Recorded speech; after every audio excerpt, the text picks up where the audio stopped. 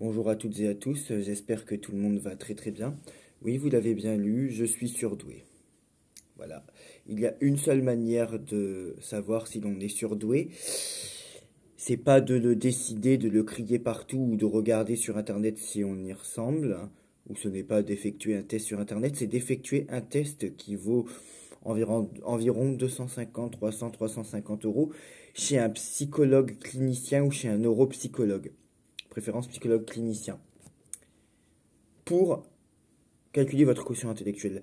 Dès lors que, alors là je parle pour des adultes, dès lors que votre quotient intellectuel est supérieur à 130, vous êtes surdoué. Enfin, ce que l'on appelait anciennement surdoué, c'est-à-dire haut potentiel intellectuel, HPI, voilà.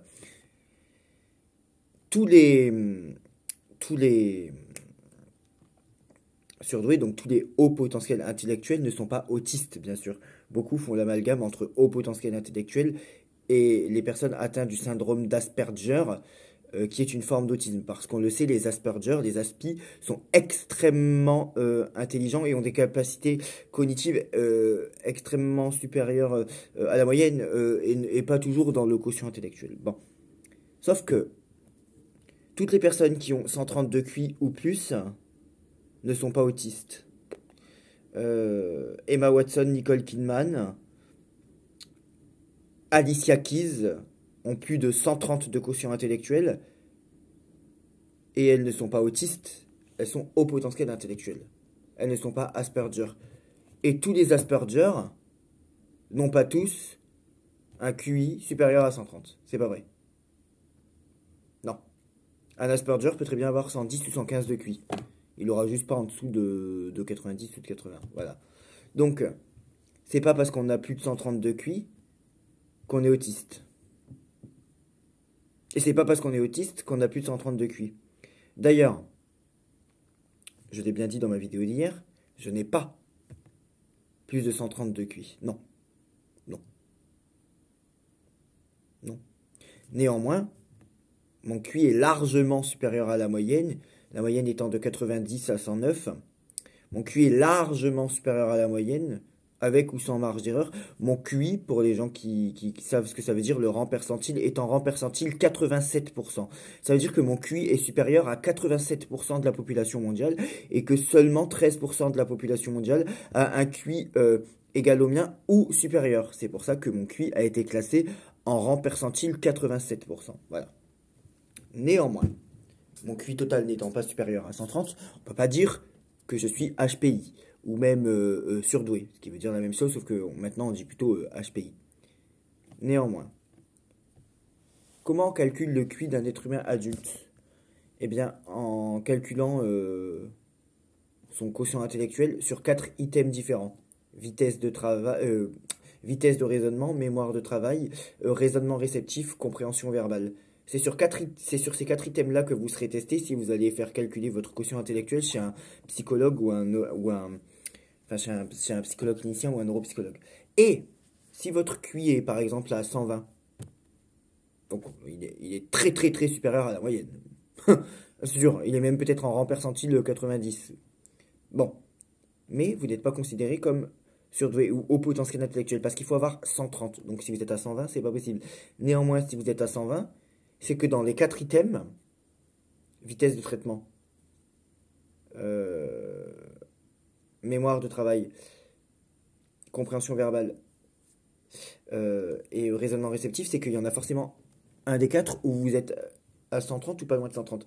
Et donc on peut avoir un quotient intellectuel légèrement inférieur à 130, mais être à 130 ou supérieur à 130 dans un des 4 items. Et il s'avère que Jordan, c'est-à-dire Bibi, a eu un score de 133 dans un des 4 items. Je rappelle que pour être diagnostiqué, c'est pas moi qui le dis, c'est un test que j'ai payé, qui est le WACE 4, qui est le seul test reconnu, légitime est reconnu scientifiquement pour mesurer, et qui est le réel test pour mesurer l'intelligence des adultes, que l'on passe encore une fois chez un psychologue, donc c'est plutôt un psychologue clinicien. Bon. C'est-à-dire qu'ils sont formés à ça et qu'ils sont formés à interpréter ces tests.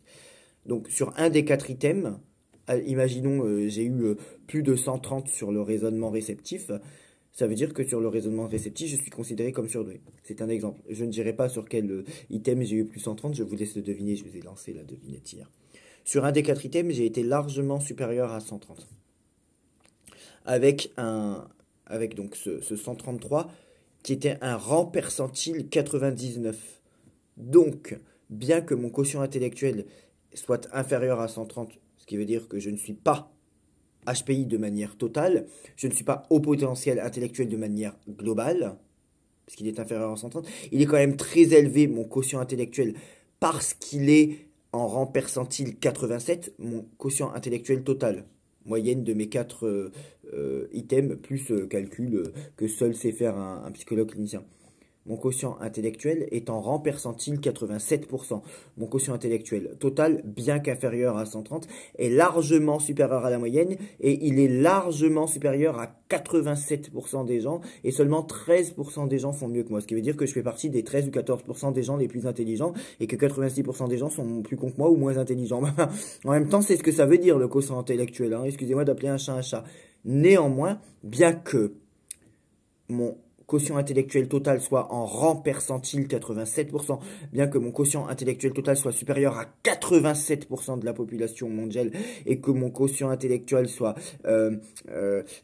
inférieur à 13% seulement, ce qui veut dire que mon quotient intellectuel est supérieur à plus de gens que ce qu'il en est inférieur à d'autres. Et je le rappelle, sur un des 4 items qui permet de définir mon score dans mon QI total, sur un des 4 items, j'ai marqué un score de 133.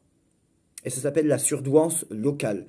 Il y a un des 4 items où mon rang percentile est à 99%, ce qui est extrêmement rare du coup. Ça arrive une fois sur 100 du coup. Il y a un des 4 items où je fais mieux que 99% des gens. Donc je suis surdoué dans un des 4 items. Et c'est très rare d'être surdoué dans un des 4 items. Puisque pour être surdoué dans un des 4 items ou dans le QI total, il faut avoir un rang percentile 100%, 99, 98 ou pourquoi pas 97. Ce qui veut dire qu'au pire, il faut faire mieux que 3% de la population de manière globale ou dans un item. Donc, admettons, j'ai eu 133 dans la mémoire de travail. Ça veut dire que sur la mémoire de travail, je suis surdoué. Donc, en effet, mon QI est très largement supérieur à la moyenne et il est dans la catégorie qu'on appelle intelligence forte ou intelligence supérieure, tout en étant en dessous de 130 parce que seulement 2% de la population est à 130 ou plus dans le QI total. Mais dans un des 4 items, je suis à 133. Je suis pas étonné. Hein. Voilà. Donc oui, je suis en effet diagnostiqué surdoué, donc au potentiel intellectuel dans un des 4 domaines. À vous, encore une fois, de deviner lequel. Est-ce que c'est dans la mémoire de travail, le raisonnement réceptif, la vitesse de traitement ou la compréhension verbale?